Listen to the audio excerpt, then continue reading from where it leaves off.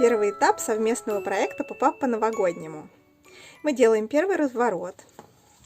Мы будем делать с вами V-образную конструкцию и придавать ей форму камина. То есть на V-образной конструкции будем строить камин. Итак, нам понадобится основа для первого разворота. Я пришла к выводу, что мне альбом 30 на 30 будет многоват. У меня размер вот этой заготовки, значит, 27 с половиной, да, или 27 с половиной на 55. То есть получается у меня альбом 27 с половиной, 27 с половиной, но с обложкой будет где-то 28 на 28. То есть мне хочется достаточно большой альбом, но вместе с тем прям 30 на 30 многовато что-то мне показалось. В общем, я делаю так. Вы делаете свой размер, совершенно неважно, какой он будет, делайте такой, какой вам нравится. Итак, я очень долго думала, какая бумага для камина нам понадобится, какую я хочу использовать. В наборе я ничего подходящего не нашла. Сначала искала деревянные разные принты.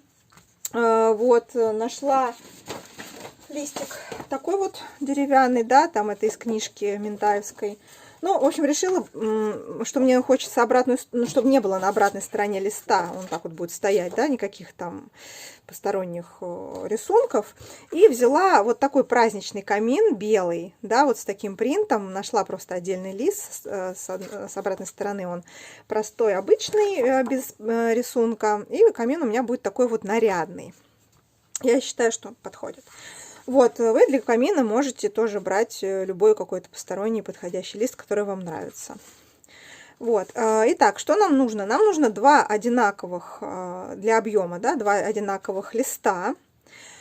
Значит, смотрите, я сразу против всегда каких-то размеров, всегда смотрю на глаз. Ну, примерно высоту, да, минус язычки, которые сверху снизу будут, и примерно ширину. Но те, кто вот без размеров никак не могут, давайте я вам померю. Вот у меня 20 на 15. 20 на 15, два листа.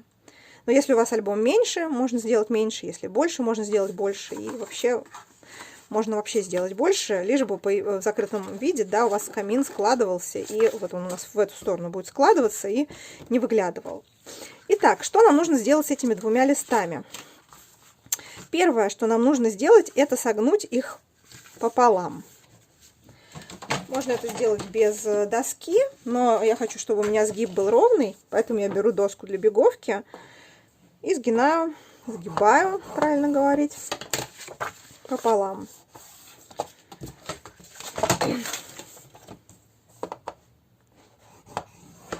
Пополам. И отогнуть язычки. Сверху язычки у нас будут отгибаться для крепления крышки камина до верхней части. То есть это с одной стороны, да, она будет у нас верхняя.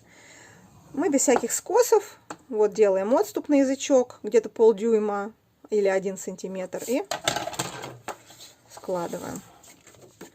То же самое здесь. Делаем отступ на язычок, складываем. И сразу формируем язычки. Для чего нам нужны язычки? Язычки нам нужны для того, чтобы прикрепить другую плоскость конструкции. То есть это одна плоскость у нас, да, и вот на эти язычки мы крепим эту деталь к другой плоскости какой-то. Это либо основа разворота, либо какая-то дополнительная деталь, вырезанная из бумаги. Формируем язычки, просто чтобы, ну, я просто так делаю, чтобы было все аккуратно, да, чтобы у нас по центру ничего не топорщилось, чтобы у нас все было аккуратно, ровно. То же самое здесь. Мы просто срезаем уголки. Так. И так. Итак. Вот. И это то, что касается верхней части камина, да. И нижнюю часть камина мы будем крепить к основе разворота, чтобы у нас он, вот, когда мы поставим камин, да, прикрепим к основе разворота под V-образным таким вот под углом, который напоминает нам букву V, в полузакрытом, ну, то есть мы когда открываем разворот, он у нас всегда есть небольшой, как бы такой, не полностью он у нас, да, вот часто так раскрывается на 180 градусов, он все-таки как книжка, да, и конструкция потихонечку начинает заваливаться вперед, то есть у нас камин в таком виде будет чуть-чуть заваливаться вперед. Чтобы этого не произошло, нам нужно сделать язычки с небольшим скосом. Скос нам нужен, поскольку камин складывается вперед, скос нам нужен от края к центру. Ну, примерно, я вам так, чтобы видно было, примерно, ну вот я, да, укладываю наискосок немножечко. Не сильно, чтобы он все-таки и на спину не ложился, да, этот камин. Еще раз напоминаю, что это нужно для того, чтобы в открытом, в полу как бы открытом виде, то есть не до конца открытом виде, да, в таком развороте, камин не заваливался, конструкция не заваливалась у вас вперед. Так, мне нужно, чтобы были детали две одинаковые, поэтому я прям могу вот так вот, да, сгиб сделать, вместе их сложить. Так, вот. И точно так же, вот получился, видно, да, небольшой сгиб. И точно так же формируем язычки. Срезаем уголки с центра, ну и здесь. Вот. Получилась вот такая вот деталь. Теперь, чтобы у нас уже как-то вырисовывался камин, да, был камин, нам нужно вот здесь, да, то есть камин у нас какой вот, это стенка камина, да, вот здесь сделать какое-то пространство этому камину. Соответственно, раскладываю, да, и начинаю карандашом рисовать. Ну вот я, честно говоря, не помню, как эти камины выглядят, там примерно как-то вот так, да, только по линейке. Вот начинаем рисовать примерно, да, как этот камин. Раз, два, да, как-то вот так, наверное, да, у нас получается. Или пошире даже можно. И пошире. Вот. Складываем пополам.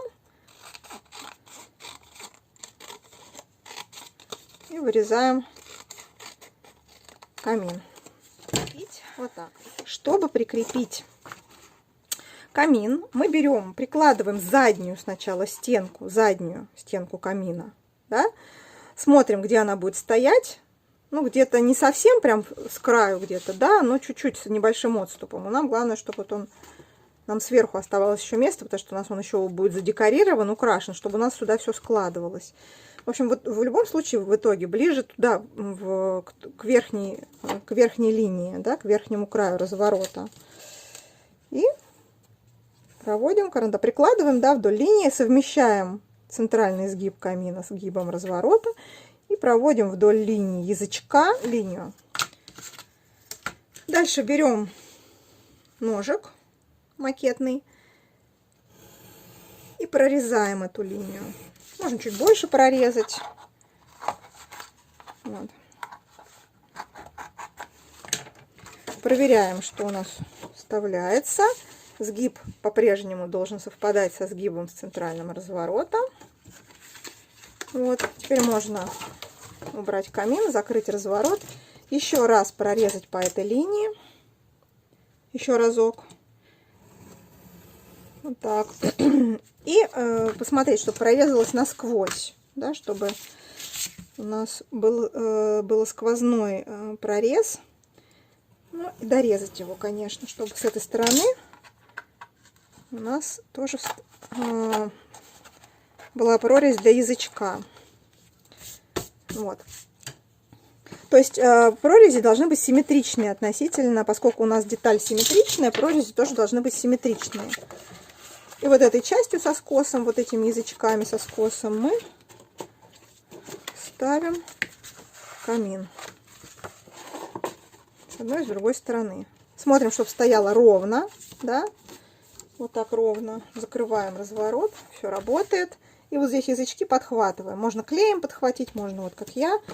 Это линиевый клей, двусторонний скотч.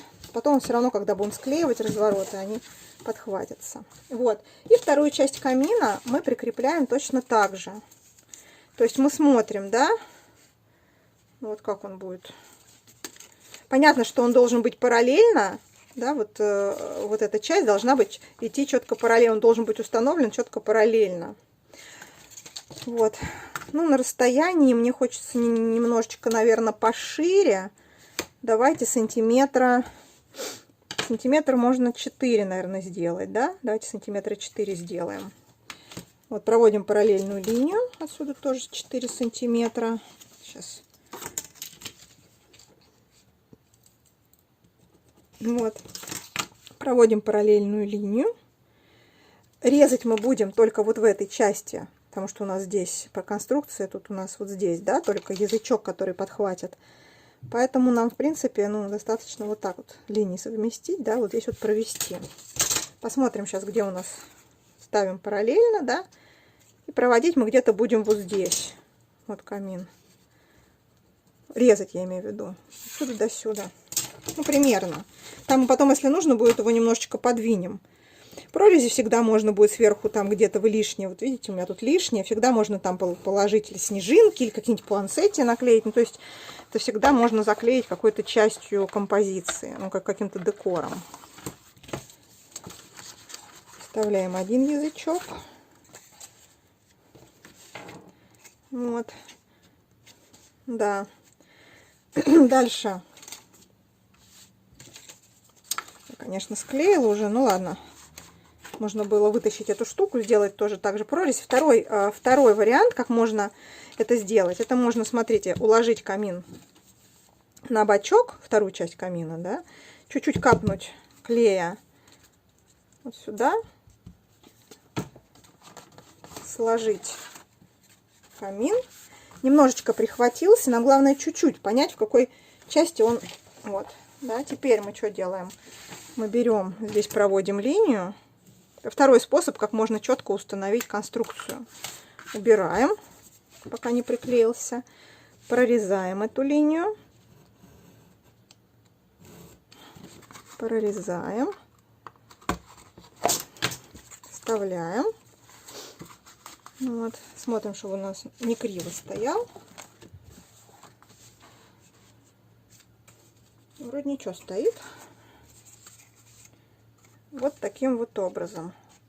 И теперь, смотрите, нам нужна крышка на вот эту конструкцию. Да? Вот камин получился. Нам нужна вот такая крышка.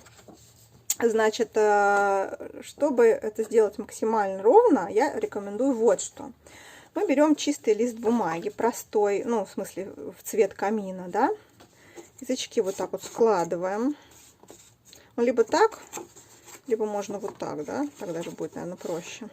Вот. Берем этот лист, не складываем, значит, намазываем вот эти язычки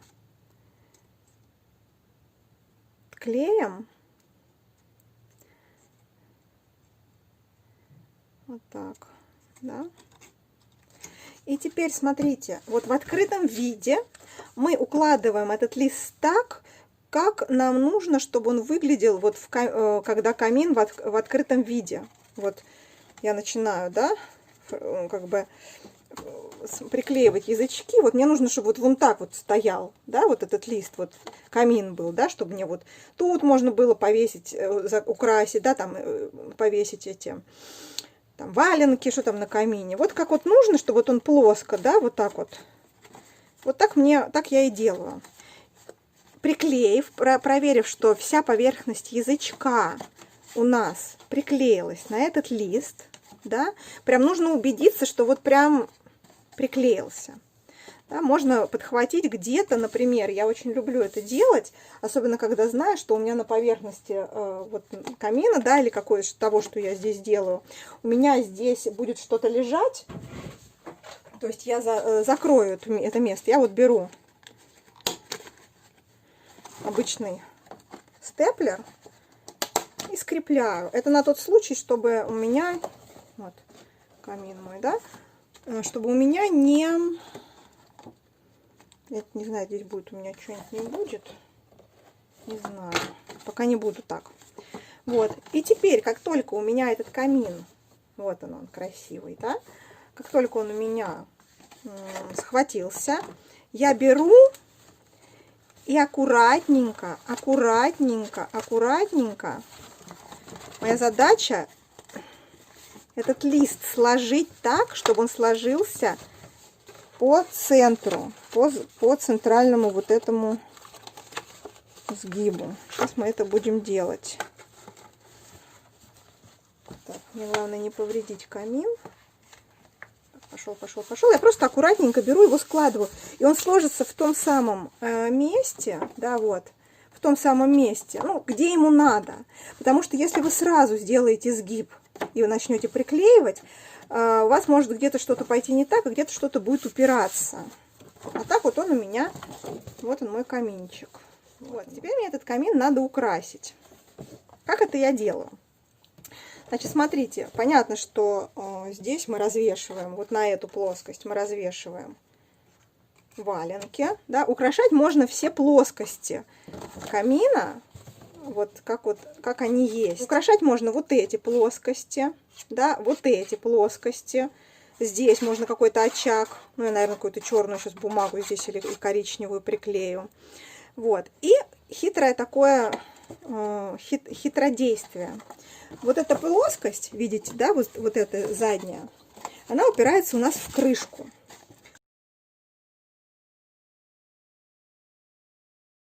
И вот в этом месте, и вот в этом крышку прорезать. Прям беру, видно вам нет. Мне главное прорезать, а сделать надрез. Вот. Вот она, крышка прорезалась. Теперь я что сюда беру? Я, например, отрезаю какой-то кусочек бумажки, продеваю, побольше чуть-чуть, продеваю сюда этот кусочек. С той стороны я подхватываю его на этой плоскости, да, вот которая тут была, ну, вот условно вот так. Вот, подхватываю. И на этой плоскости, вот здесь, которая новая уже, да, образовалась через дырочку, мы можем добавить еще какой-то декор.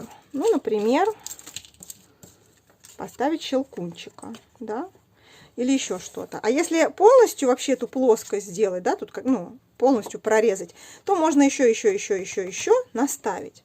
Но вот, на самом деле, уже на видео я не буду это декорить, потому что это, ну, на самом деле, неинтересно и муторно на это смотреть.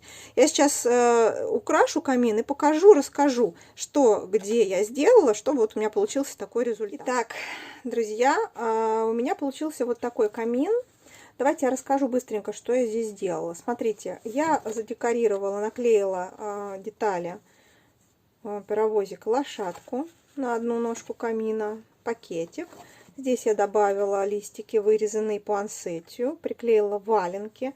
Вот этих красных валенков в моем наборе не было, я просто их по форме вот этих вырезала из красной там бумаги и белой там что-то серое добавила. Да? Приклеила гирлянду с звездочками. У меня такая вот на намотке есть. Давно уже она у меня. Я даже не знаю. Happy Every Day. Какая-то китайская. Даже не помню, где я покупала. Вот. Сверху я камин задекорировала. Я сначала прорезала. Да, вот здесь, кстати, можно какой-нибудь тоже шарик приклеить, чтобы не, наверное, туда пряник, наверное, потом вырежу. Вот. Видно вот эту прорезь, да. Я просто поставила еще одну V-образную конструкцию на крышку камина. Вот. Да. Уже не прорезая, да, просто приклеила, вырезала такой небольшой как кусочек.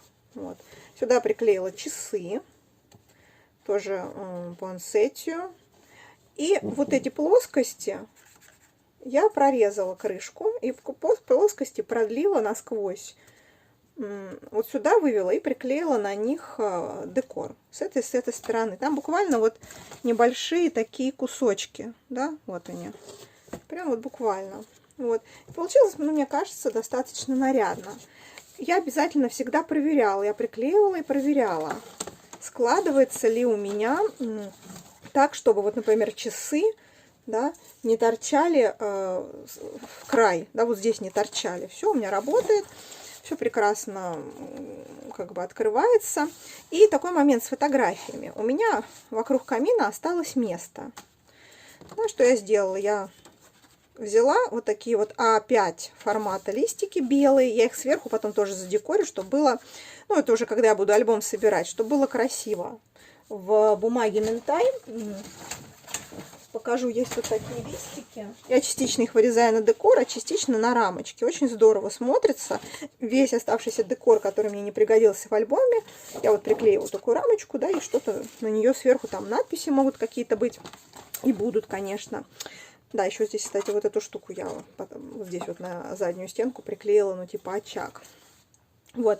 И таким образом, вот кто сомневался и переживал, что не будет хватать места под фотографии, или их мало будет, этих фотографий, вот посчитайте, у меня вот такие 3 подложечки, если сверху все декорировать, то по 2 места, да, по 2 фотки, вот так вот открываешь, тут раз и 2. Если сверху не декорировать, значит 3. То есть, в принципе, здесь можно разместить 12 фотографий на одном развороте, на одном. В принципе, это достаточно много. Вот, мне, поскольку я буду декорировать, а фотографии размещать внутри, вот, и вертикальные, и горизонтальные у меня сюда вместились. Здесь тоже можно что-то там еще приклеить. Ну, по большому счету, разворот готов.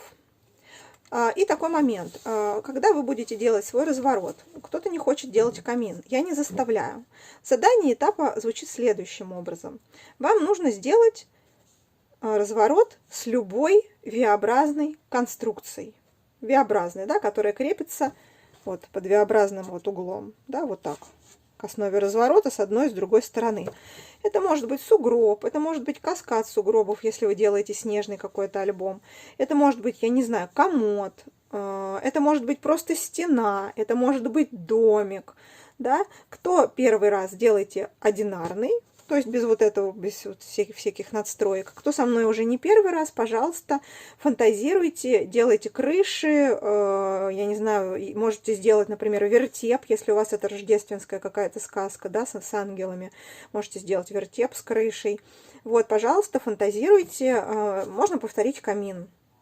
Я буду всегда, ну, я всегда оцениваю креатив в подходе к работе с бумагой, которую вы выбрали. Вот, все. Всем желаю удачи с отличным стартом проекта.